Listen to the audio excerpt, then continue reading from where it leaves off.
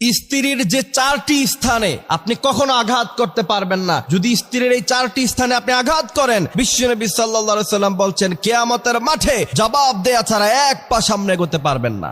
স্ত্রীকে মারা এগুলি ভালো মানুষের কাজ নয়। স্ত্রীর শরীরে আঘাত করে হচ্ছে সমাজের সবচেয়ে নিম্ন শ্রেণীর ছেলেরা। কোনো ভালো ছেলে স্ত্রীর গায়ে আঘাত করে না। বিশ্বনবী সাল্লাল্লাহু আলাইহি সাল্লাম বলছেন এই 4টি স্থানে যদি তুমি তোমার স্ত্রীকে আঘাত করো, কিয়ামতের মাঠে জবাব দেয়া ছাড়া এক পা সামনে তোমরা এগোতে পারবা না। প্রথম নাম্বার হচ্ছে আপনি তার মাথায় আঘাত করতে পারবেন না, বিশ্বনবী সাল্লাল্লাহু আলাইহি সাল্লাম নিষেধ করেছেন। দ্বিতীয় নাম্বার হচ্ছে আপনার স্ত্রীর মুখে আপনি আঘাত করতে পারবেন না। অফিস থেকে ঢুকে স্ত্রীকে উল্টাপাল্টা অবস্থায় দেখে ইচ্ছা মতো দেদারসে থাপ্পড় দিচ্ছেন না, বিশ্বনবী সাল্লাল্লাহু আলাইহি সাল্লাম এটা নিষেধ করেছেন। তৃতীয় নাম্বার হচ্ছে আপনি বুকে মারতে পারবেন না, বিশ্বনবী সাল্লাল্লাহু আলাইহি সাল্লাম স্ত্রীর বুকে মারাকে নিষেধ করে দিয়েছেন। চতুর্থ নাম্বার হলো স্ত্রীর পিঠে আপনি আঘাত করতে পারবেন না।